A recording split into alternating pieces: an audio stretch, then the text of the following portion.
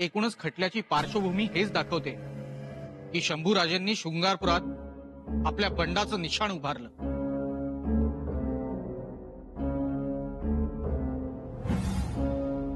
आपण कसली बंडाची भाषा करताय? ते पोरग महाराजांना भेटण्यासाठी किती तळमळत होतं ते मला माहित आहे. हे आरोपच बिनबुडाचे आहेत महाराज. पुरावे द्या. आरोप जर बिनबुडाचे तर पुरावे द्या. आणि पुरावे दिले नाहीत तर युवराज बंडखोर आहेत हे मान्य करा. नाही, ते बंडखोर नाहीत. ते बंड करणार भी नाहीत आणि हत्यार हातात धरणार भी नाहीत.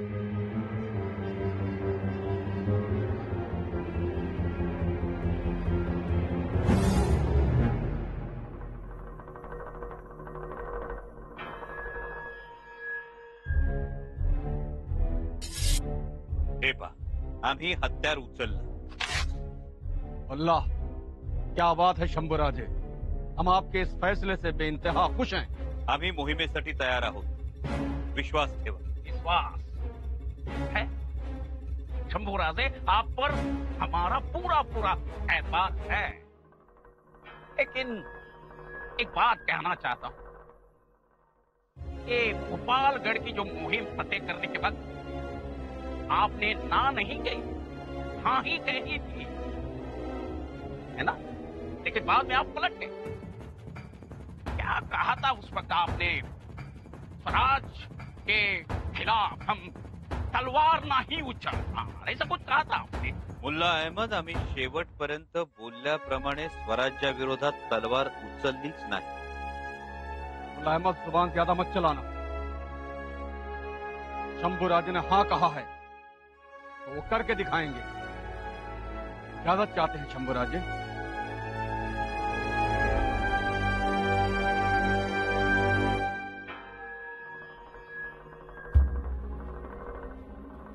दादासाहेब, तुम्ही मोगली फौजांबरोबर जाणार? अक्कासाहेब, हा शेवटचा प्रयत्न. आता थांबूया, नकोच या दलदलीत अडकायला. अक्कासाहेब, आता कुठं मराठा सरदार आपल्या बाजूने वळायला लागले. स्वराज्याचं महत्व त्यांना समजू लागले. ते आपल्या बाजूला आले की आपली वाढलेली ताकद शहजाद्याला समजेल. आणि काय होणार आहे? अक्कासाहेब, ही मराठा सरदारांची फळी दिलेर खानापासून अलग झाली की शहजाद्याला आपल्या ताकदीचा अंदाज येईल. आणि मग शहजादा आपल्या मनासारखं राजकारण करू लागेल. आणि मुख्य म्हणजे औरंगजेबाविरुद्ध बंड करण्याचं धाडस शहजादा नक्की करेल. दादासाहेब, तुमचं केवढं धाडस हो एकट्याचं. एकटे कुठे होता? छत्रपतींचं दुसरं मूल आहे की आमच्या सोबत.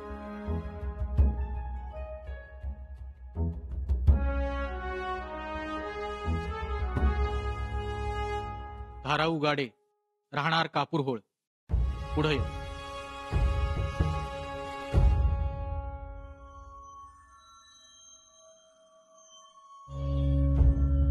महाराज, माफी असावी, परंतु धाराऊंचा भाबडेपणा सर्वांनाच ठाऊक आहे. हो, त्यांनी शंभूराजांना दूध पाजले आहे, लहानाचे मोठे केले आहे.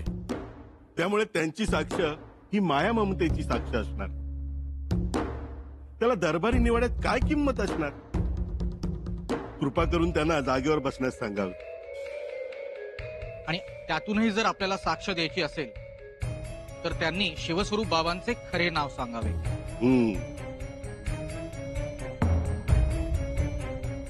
शिवस्वरूप बाबांचं नाव नाही माहित. पर महाराज, युवराज लय साधान सरळ आहेत. अव रात्रंदिवस तुमचाच जप करायचं. स्वराज्याच्या कुलमुक्त्यारांना भेटायला स्वतः महाराज शृंगारपुरात येणार. त्यामुळे आज तालीम नाही, अश्वदळ नाही, न्यायनिवाडे नाही, काही नाही.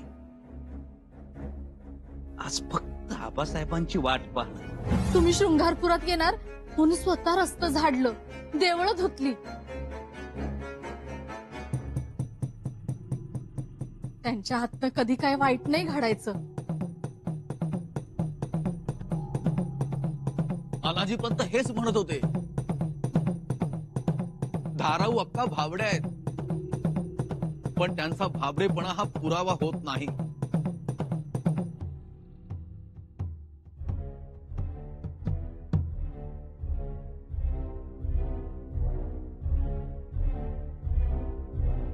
महाराज, मला असे वाटते की आपण अधिक खोलात न जाता महाराज,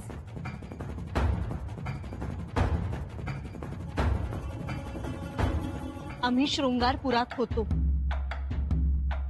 परंतु आता न्यायासनावर बसलो आहोत म्हणून बोलू शकत नाही. आणि जरी न्यायासनावर बसलो नसतो तरी पतीची बाजू घेतली म्हणून आम्हाला बोलू दिलं नसतं.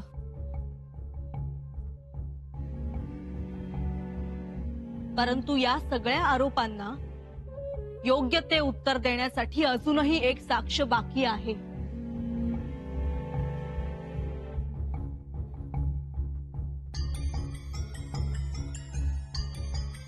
आता कुणाची साक्ष? ज्या व्यक्तीला आमच्या एवढीच युवराजांबद्दल माहिती आहे, त्यांच्या प्रत्येक निर्णयात ती सहभागी होती, अशा व्यक्तीची साक्ष दरबारात पेश करण्यात यावी. कोणाची साक्ष? कवी कलश.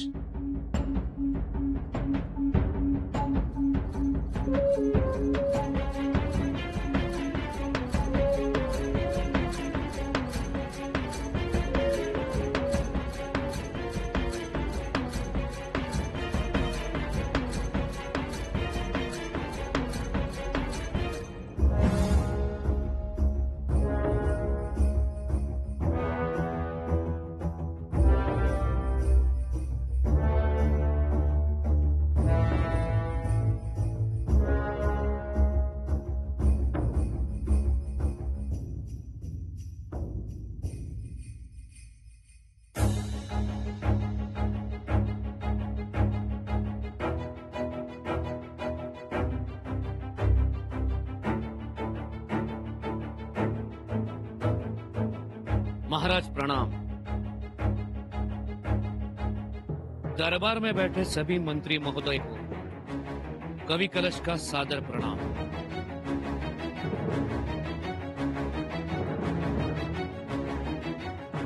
तुला तर आमचा कोपरापासून राम राम।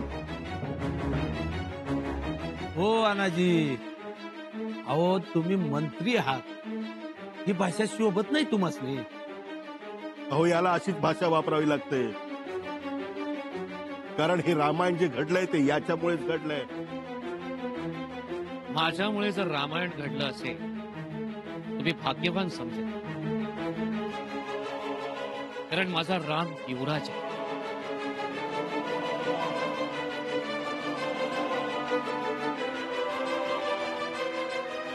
महाराज, मी कान्यकुब्ज कनौजी ब्राह्मण, उच्चतम ब्राह्मण, भारतवर्षातील अत्यंत पवित्र समजलं जाणारं आमचं कान्यकुब्ज कुळ। सर्वाधिक धर्माबद्दल मी जागरूक आहे, आणि म्हणूनच असं मी म्हणतो की मला कुठेही जाणवलं नाही की युवराजांनी धर्मात ढवळाढवळ केली किंवा धर्म भ्रष्ट केला।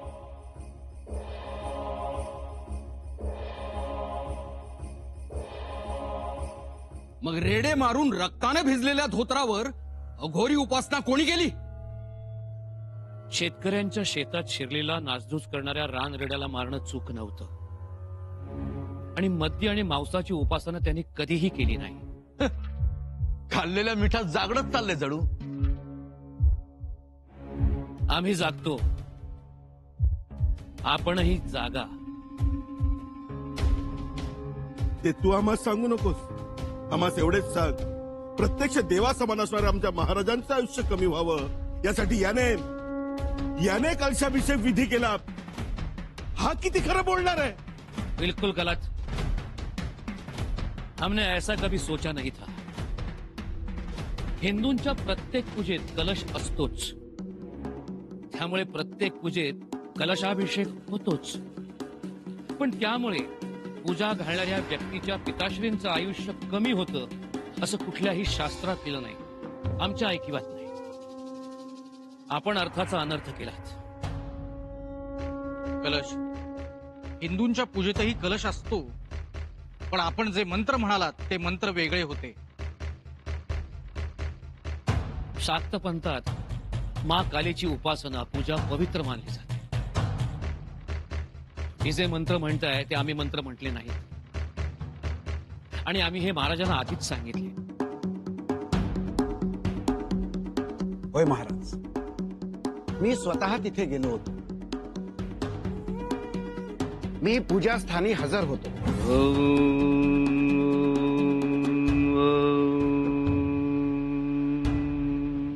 शाक्त पंथाला मिळालेला अभय याच्या कृतज्ञतेचा तो सोहळा होता. काळाजी पंत, हा अहवाल तुम्ही सदैवर दिला होता? होय महाराज. गानाजी पंत, तुम्ही बाळाजी पंतांच्या अहवालावर विश्वास ठेवायला हवा होता. कसं ठेवणार महाराज? कारण कलशाभिषेक झाला त्याच्या दुसऱ्या दिवशी आपला लाडका घोडा गतप्राण झाला. शृंगारपुरातून निघालेली दुष्ट शक्ती आपल्या घोड्यात बांधली. असा अर्थ काढला तर तुम्ही. त्याशिवाय त्यांची दिलेर खानाशी मैत्री ही घट्ट होऊ लागली होती. त्यांचा पत्रव्यवहारही सुरू झाला होता. शंभूराजांनी दिलेर खानाशी बांधलेलं संधान ही एका घात चक्राची सुरुवातच नाही का?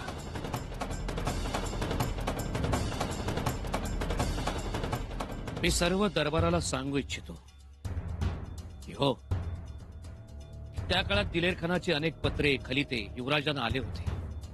त्यांनी मैत्रीचा हात पुढे केला होता, भेटण्याची इच्छा व्यक्त केली होती. दरवेळी युवराजांनी दिलेर खानाला हेच सांगितले की महाराज स्वराज्यात नाहीत, तेव्हा स्वराज्याची सगळी जबाबदारी युवराजांवर आहे. ते भेटायला येऊ शकत नाहीत. त्यांनी दरवेळी असाच मजकूर लिहिला होता. लिहिला, पण तसे वागले नाहीत. शेवटी गेलेच ना ते. गेले, पण महाराज आल्यानंतर. आणि त्यांच्या जाण्यामागचा हेतूही शुद्ध होता. गनिमी कावाही म्हणू शकता तुम्ही. हो, तो गनिमी कावाच होता. मग गनिमी कावा केला तर दिलेर खानानं स्वराज्यात यायला हवं होतं. उलट शंभूराजेच मोगलांच्या गोठात गेलेत ना? का गेलेत? बोल. खलिते तर तूच लिहित होतास ना? आणि गनिमी कावा हा आपण फसण्यासाठी असतो का दुसऱ्याला फसवण्यासाठी असतो? बोल. महाराज, एकूण सर्व गोष्टी पाहता शंभूराजांचा मोगलांकडे जाण्याचा मनसुबा होताच, आणि त्यानुसारच ते गेलेत हेच सिद्ध होतंय. महाराज, आणि अशा गोष्टीला गनिमी काव्याचा मुलामा लावला गेलाय. हा मुलामा उघडा पडलाय. हीच वास्तवता आहे. होय महाराज, खुद्द युवराज मोगलांच्या गोटात गेल्याने फौजेच्या आणि रयतेच्या मनोबलावर विपरीत परिणाम झालेला आहे, आणि ही गोष्ट स्वराज्याच्या हितास बाधा आणते आहे. तेव्हा हा अक्षम्य गुन्हा समजला जावा. महाराज, दरबारी कामकाजाची वेळ संपली आहे. महाराजांना कुलमुक्तेरांना एक विनंती आहे की कामकाजाची वेळ वाढवावी.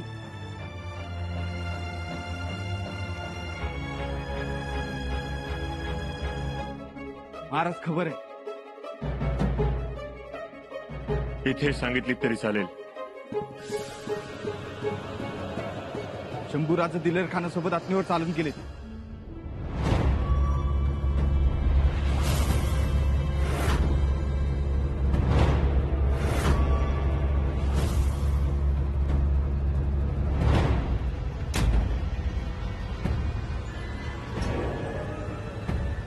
आणि तेच आघाडीवर आहे की. अथनीवर? जी.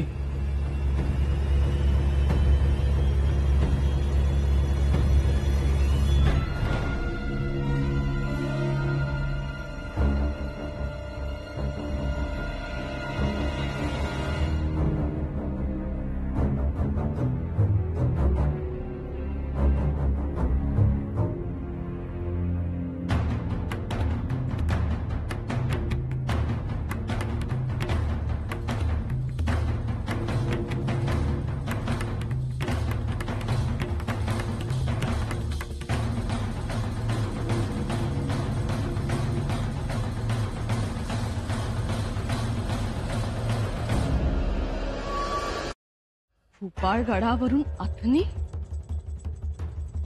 याचा अर्थ शंभूराजेंनी स्वराज्याच्या दिशेने मोर्चा वळवलाय तर हाही स्वराज्यद्रोहच. अहो आत्नी हा आदिलशाचा मुलूक आहे. यो मारला तर स्वराज्यद्रोह कसा? हा उगा आपलं काय बी बोलताय. उलट आत्नी मारली तर स्वराज्यालाच फायदा होऊ शकतोय. हे असले फायदे तुमचे तुम्हालाच लखला बसू द्यात. चला अनाजी पंत. झाकायचं तरी किती किती हंबीरराव. तुमच्या जवळची चादरच आखून पाय झाकायचे झाले तर तोंड उघडं पडतंय आणि तोंड झाकायचे झाले तर पाय उघडे पडताय.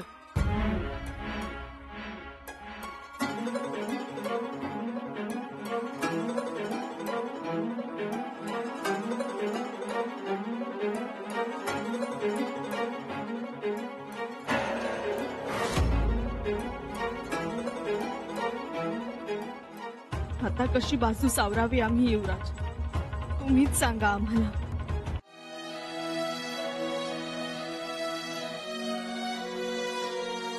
सुनबाई, मातोश्री, एक बुरुज तटबंदी सोडले तर सगळेच विरोधात गेलेत हो युवराजांच्या. दबाच धरून बसले होते सगळेजण. संधी मिळताच तुटून पडले. प्रत्येक गोष्टीचा खोटा अर्थ काढताय आणि तो खोटा अर्थ कसा खरा आहे हे मोठ्या खुबीने महाराजांना पटवून देताय.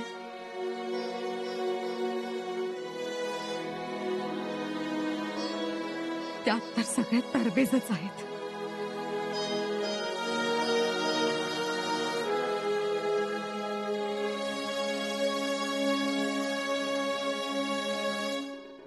जो कोणी युवराजांच्या बाजूने साक्ष देतोय त्याला एकटं पाडून खोटं ठरवतायत ही मंडळी. बघा ना, आता आपल्या धाराव म्हणा किंवा कवी कलश म्हणा, एवढं तळमळीनं सांगतात, पण ही दरबारी कामकाजात तरबेज असणारी मंडळी त्यांना ताकास तूर लागू देत नाही. त्यांना शंभूराजांना स्वराज्यद्रोही म्हणून ठरवायचंच आहे. ते काय स्वराज्यद्रोही म्हणून ठरवतील मातोश्री? युवराजांचं स्वराज्य प्रेम आम्ही पाहिलंय, पण आता न्यायासनावर बसलो आहोत म्हणून काही बोलू शकत नाही.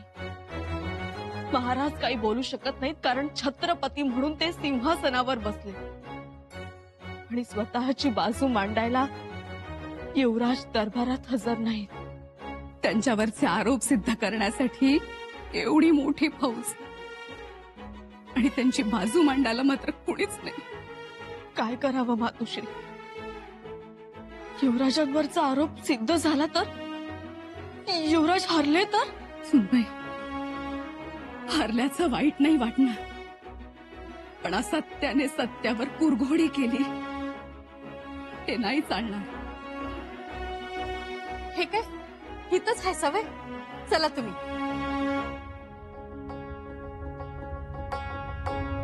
भवानी बाळ, हा तेच बघून आलो. आता महाली जाऊन आलो. काही खाल्लं त्यांनी? होय, दही भात खाल्लाय.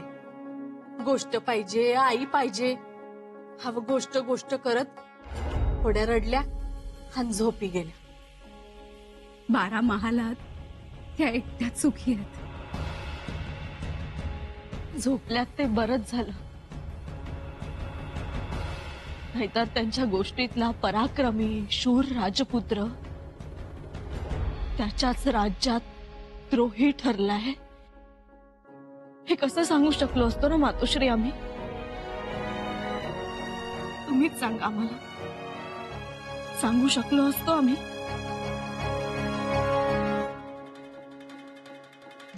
रडू नका, आवरा स्वतःला.